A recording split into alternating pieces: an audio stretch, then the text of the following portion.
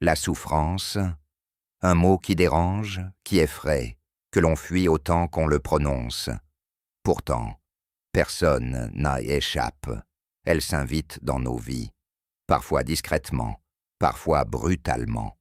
Un deuil, un échec, une trahison, une maladie, une perte de sens, et toujours, elle nous pousse à une question fondamentale.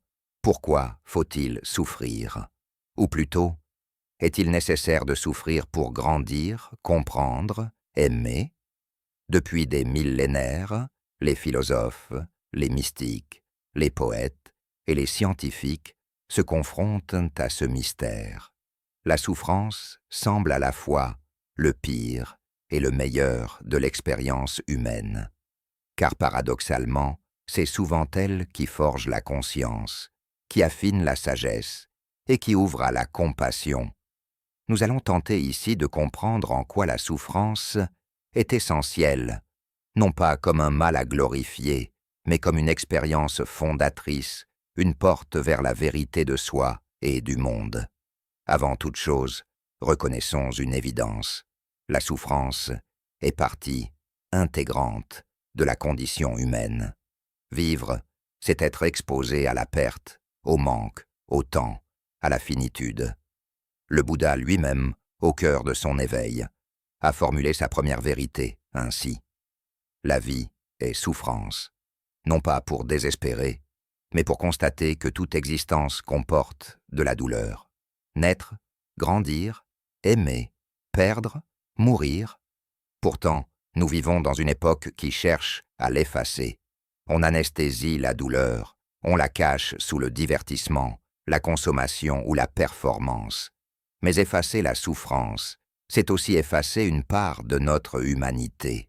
Car la souffrance nous rappelle que nous ressentons, que nous ne sommes pas des machines. Nietzsche écrivait « Ce qui ne me tue pas me rend plus fort ». Derrière cette formule devenue célèbre, il ne s'agit pas d'un culte de la douleur, mais d'un appel à la transformation. Souffrir, c'est faire face à la résistance du réel, à la limite de soi. Et c'est souvent là que commence le travail intérieur. Regardons la vie. Un enfant apprend à marcher en tombant. Un cœur apprend à aimer en se brisant. Une âme apprend à croire en traversant le doute. Chaque blessure laisse une trace, mais cette trace peut devenir empreinte de conscience.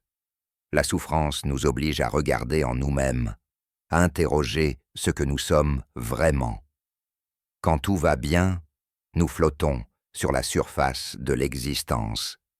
Quand tout s'effondre, nous sommes contraints de plonger dans la profondeur.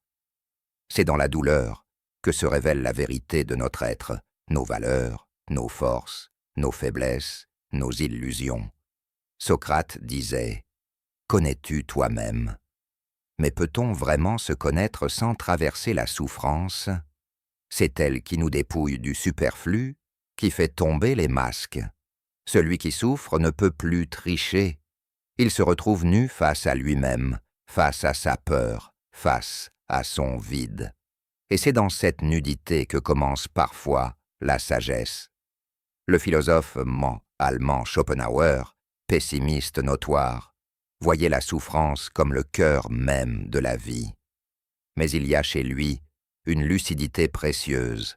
Tant que nous refusons la douleur, nous restons prisonniers de nos désirs. L'accepter, c'est accéder à une forme de liberté intérieure, celle de ne plus être esclave de ce qui nous manque.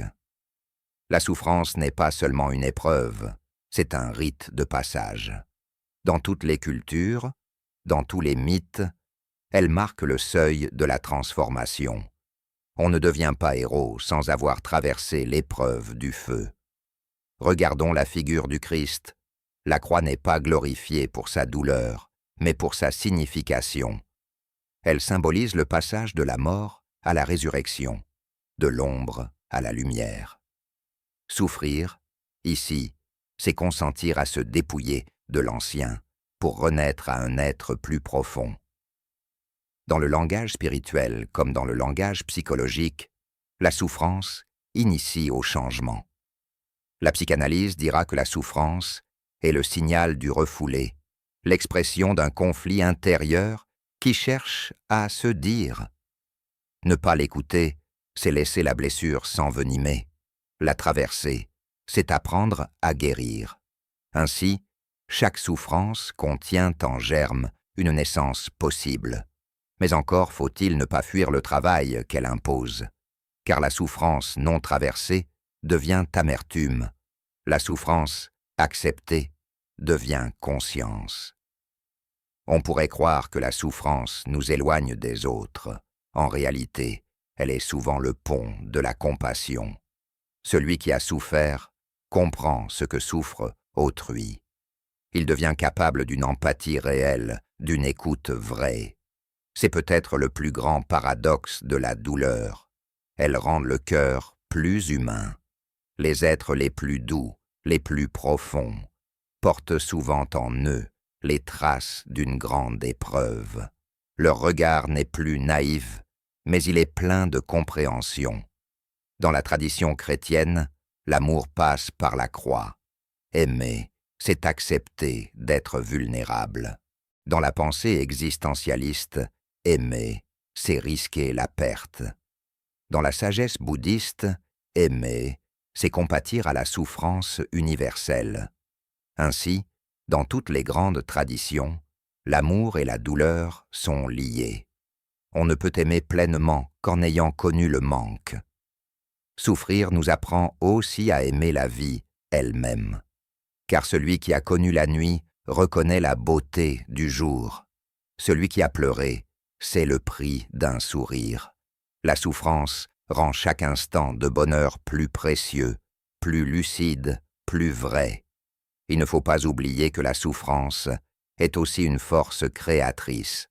L'art en est la preuve éclatante.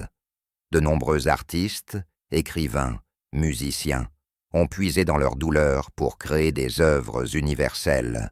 Van Gogh, Dostoïevski, Frida Kahlo, Beethoven. Tous ont transformé la souffrance en beauté. Pourquoi? Parce que la douleur ouvre des dimensions que la joie ne touche pas. Elle creuse l'âme, élargit le regard, donne accès à des profondeurs insoupçonnées. Là où la satisfaction endort, la souffrance réveille. Nietzsche parlait de l'enfantement de l'esprit. L'art, disait-il, naît du chaos intérieur.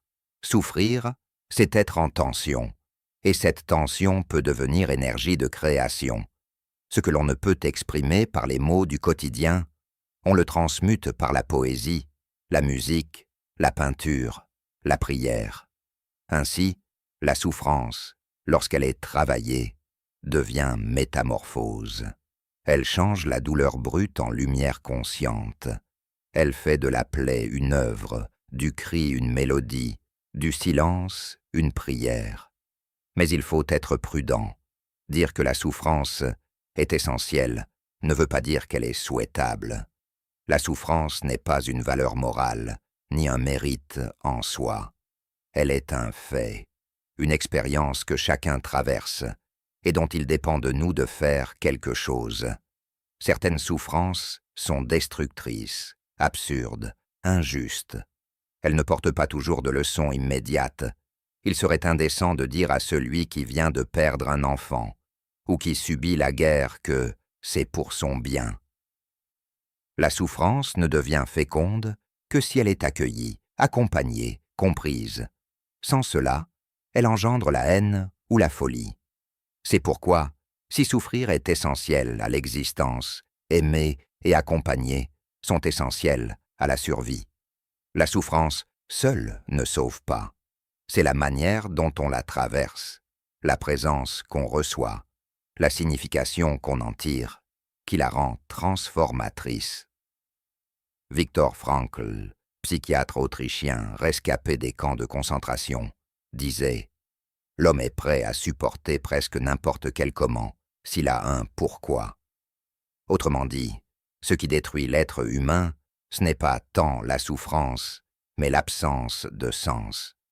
Trouver un sens à la douleur, ce n'est pas la justifier, c'est lui donner une direction, c'est refuser qu'elle soit vaine, c'est dire « Puisque cela m'arrive, que puis-je en faire? Que puis-je en apprendre ?» Frankl a fondé une thérapie du sens, la logothérapie, selon laquelle la quête de sens est la force la plus profonde de l'homme. Souffrir devient alors une occasion d'approfondir sa mission, de redéfinir ses priorités, de découvrir ce qui compte vraiment. En ce sens, la souffrance est un appel à revenir à soi, à Dieu, à la vie, à l'essentiel. Elle nous réveille, parfois brutalement, mais pour nous rappeler ce que nous avions oublié. Alors pourquoi souffrir est essentiel? Parce que sans souffrance, il n'y a pas de conscience. Parce que sans épreuve, il n'y a pas de profondeur. Parce que sans blessure, il n'y a pas de compassion. Parce que sans nuit, la lumière perd son sens. Souffrir, c'est traverser la matière brute de l'existence. C'est être confronté à soi-même, à la vérité nue du monde. Mais c'est aussi découvrir en soi une force insoupçonnée, une capacité d'amour, de création, de résilience. La souffrance n'est pas la finalité de la vie, mais elle en est l'école. Et celui qui en sort grandi ne regarde plus jamais le monde de la même manière. Il ne juge plus, il comprend, il ne fuit plus, il accueille. Il ne cherche plus à éviter la douleur, mais à en faire un chemin vers la lumière. Car au bout du compte, souffrir, c'est vivre et vivre pleinement. C'est apprendre à transformer la douleur en sagesse, la perte en gratitude et la blessure en amour.